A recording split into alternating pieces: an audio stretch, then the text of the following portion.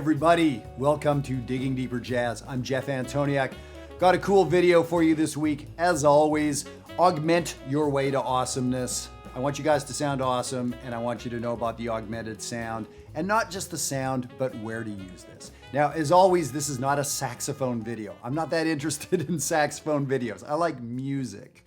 So this is for all players of all instruments, bass players and vocalists and, whatever you got. I want to talk about this augmented sound. And I'm going to say it again. You've heard me say it before. This is for the adult amateurs out there. That's really the group of people that I want to talk to and give you some good information that I wish I sort of would have had earlier in my career, and especially the adults, because there just aren't that many people paying good attention to you, teaching you the way you need to be taught, and giving you information at a level that makes sense. So, of course, I know people of all other levels and university professors and everyone are watching this. You can keep watching it too, but you guys know who I'm talking to. All right, this augmented sound. Augmented simply means sharp 5. That's all it means. So if you take a C triad and you want to play a C augmented triad, instead of playing C, E, G, by the way, that's a triad. You guys probably knew that. You play C, E, G sharp. You sharp the 5th. That's the sound.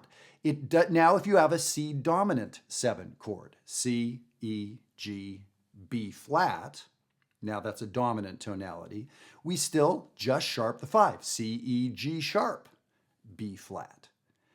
Now, here's the cool thing about augmented. It doesn't change the flavor of the chord. It just doesn't change the tonality. If you take a C major triad or a major 7 chord and sharp the 5, it's still major. It's still major 7. It just has this extra little thing in it. If you do that with a dominant chord, it's still a dominant chord. So it doesn't really change the structure of what's going on. Now here's the thing. We don't usually do this with a minor chord. It doesn't work quite as well on minor chords. And we could go down the rabbit hole with why that is. You can mess around with it if you want. You'll just find that it doesn't quite have the same effect. And you can maybe figure out why. So we're talking pretty much about major chords and talking about dominant chords. So that's it. So how about this? How about if you do an exercise like what I did at the beginning of the video? Play major triads with a sharp 5 around the circle of fourths. So I'll start in B flat concert.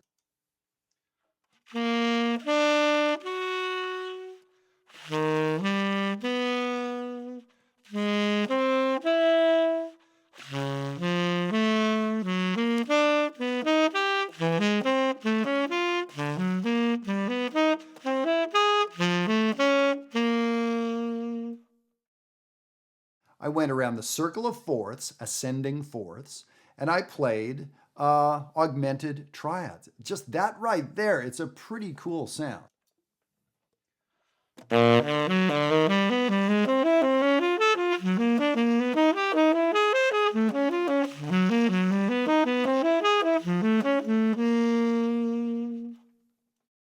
That's a neat sound, and I must say, I was having to think a little bit. I haven't practiced what I just played there, in quite a while. I was having to actually think, trust my ears a little bit, and calculate, oh, what key am I in? What's the sharp 5? So for some of us, that may be a month or two of work. Good. It was a month or two of work when I first learned that many, many years ago. So that's a great point of departure. Just getting your brain going, getting your fingers going, and changing things up a bit. Now, for some of us, that's bad advice right now. We're still working on something a little more basic. We're still learning our major scales. We're still learning our Mixolydian scales. Great. Maybe not the right time, but this is good information to have. Keep listening, even if this is not the right thing for you to be practicing right now. Okay, so we've covered what is augmented. Great. We've covered a way to practice those scales. Many, many other ways to do it. Here's a better question. Who cares? It's a very good question. Why? What's my motivation? Why should I learn augmented? I love that question. It's one thing to know something and to throw it in wherever, but why? Why would you use pepper? Why would you use salt when you're cooking? Why would you use basil leaves or galangal root? Because you're bored? That's a bad idea. I'm bored. I think I'm going to pour pepper until I'm not bored. No, that's not how you do it. There's a reason for each spice and for each flavor. And the more you understand the reasons, right, the science behind what's going on, the better cook you'll be. Of course, it has to do with our palate and taste. It has to do with our ears in music, but still we need to understand what's going on. So here's what I'm going to suggest to you, that we would choose augmented when we want to add a little flavor, to continue with the analogy, right? When we want to amp things up a little bit. So, okay, we may be playing a tune and think, all right, now's the time to turn on the heat a little bit. I'm going to play something augmented. That's a perfect thing to do. I like that kind of reasoning because there's an artistic impulse behind it. You're thinking, I feel this. Oh, and here's a tool I know that helps me achieve that result. To me, that's pretty cool thinking. That's very, very good. There's no randomness in there, right? How about if we go even a step further? Look at the sheet, and you'll see I have the C blues written out here. I have the 12-bar blues written out, and you'll notice what I did is I put in a descending augmented triad in a couple spots. In the 4th measure of the blues, in the 8th measure of the blues, then the 10th measure of the blues. And then I put sort of a little special bonus lick in the 12th measure of the blues. Now, as far as I'm concerned, those are the places where there is some great tension in the blues, in the form of the blues, in the chord changes. In the 4th measure, that's a big moment. And we can use that moment to create some tension and move us to the 5th measure, move us to that new key, that 4th chord. So that is a very cool thing we can do in the 4th measure. Amp up the tension. What I'm suggesting is the C7 you play in the 4th measure might be a different kind of C7 than you play in the 3rd measure or the 1st measure. Nice. Same thing in the 8th measure. That 6th chord that we see there, we see that in some bebop tunes. That's a cool chord to put in because it gives us a tension. It gives us some motion into the 9th measure. Nice. And then in the 10th measure, there's the dominant chord in the middle of our 2-5-1 progression. So some of this may be going by a little quick for you, but even if you take my word for it, understand half of it, that's absolutely fine. You don't have to understand everything immediately all the time. Play it. So your fingers can learn it before your brain, or your ears can hear it before you can talk about it. I hear it, but I don't know why it works. Any of that's good. We start with one of those things, the intellectual understanding, the ear understanding, or I made my fingers learn how to play this. Don't know what it is. Wherever you want to start is fine by me. Okay, and then in the last measure of the blues, of course, that's the tension that takes us back to the top. Excellent. So let me just play this for you. So what I'm going to do is just improvise very lightly in the places where there's just chord slashes, and then I'll play that lick for you, and you can hear how good it sounds. And again, it is simply a descending augmented triad. 1, 5, sharp 5, 3, 1, sharp 5, 3. That's all it is.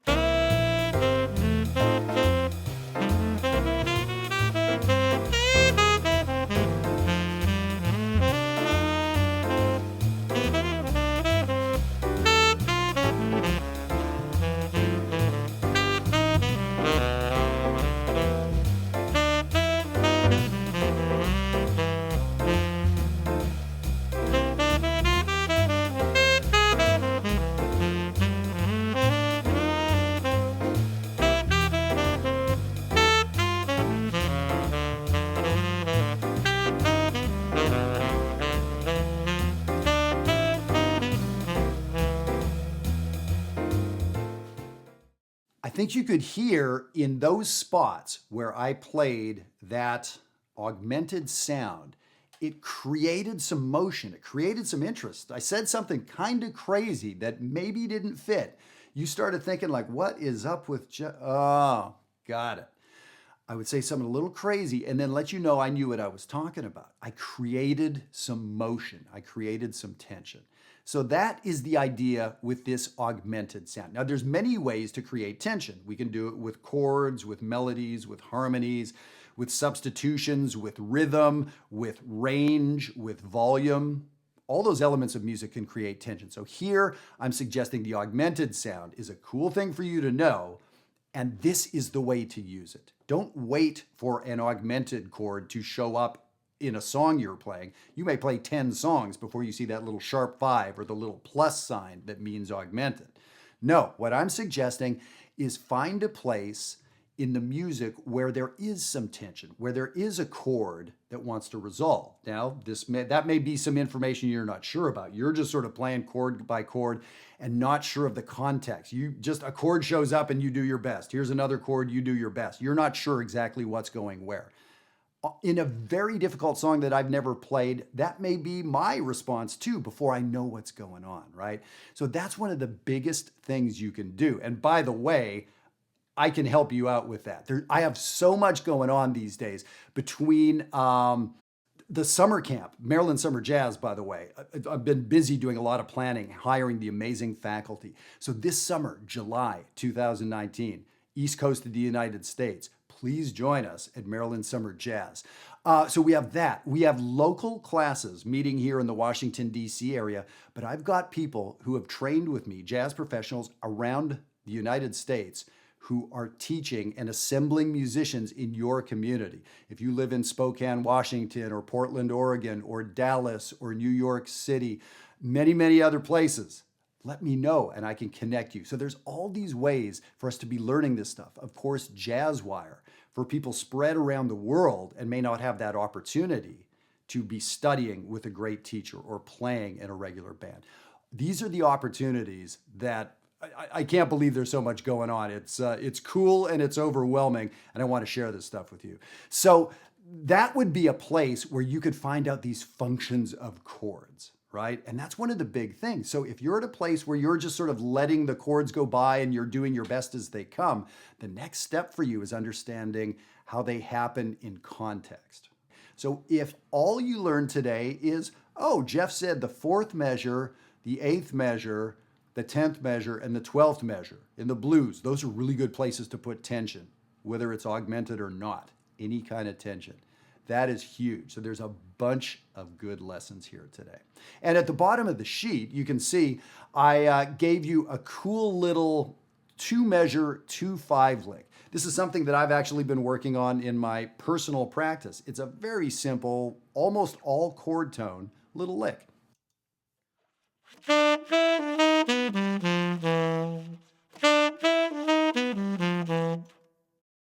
So that's what I've been practicing for the last week. And now I've got it under my fingers and all these different keys. Now my job is, can I fit it into all my repertoire? Do I know it well enough? Do I hear it soon enough that it comes out in my playing? So that's what I'm working on this week. I wanted to share it with you.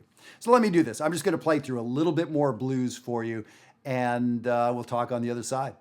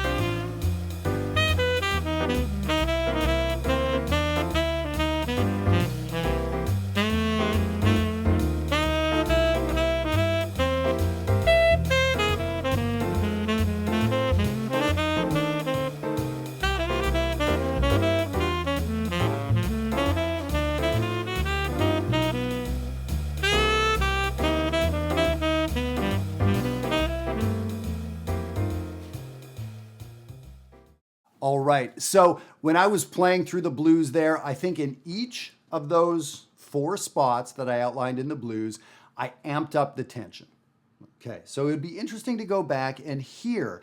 Could you hear those moments I chose to be interesting? I chose to throw a wrench in the works, whatever it sounded like. Cool. How did I do it? Every single time I used as my tool the augmented sound. Sometimes I played the lick that was right on the sheet. Sometimes I inverted it. Almost always I played literally the triad. I may have started on the third instead of the root or something like that. But I was playing very, very simply within that augmented sound. And it sounds very interesting, right? So what a cool tool to add to your toolbox, the augmented sound. Or more generally speaking, what a great concept to add to your conceptual toolbox, which is oh, I can pick and choose moments to be interesting. Not every meal you cook needs to be a 5-star Michelin rated meal, right? That would be too much, too rich, too everything, right? We need something simple every once in a while to highlight that cool, rich meal, right? So I hope that gives you a little something to think about. Now, I should have mentioned this earlier. I was talking about Jazzwire. Until May 1st, we have 50% off registration. We're having a spring sale, or at least spring here in the United States. So if you use the code DIGGINGSPRING, you go to jazzwire.net, use that code, you'll get 50% off the registration. And you can come in and work with this community of musicians from all over the world, 20 or more different countries.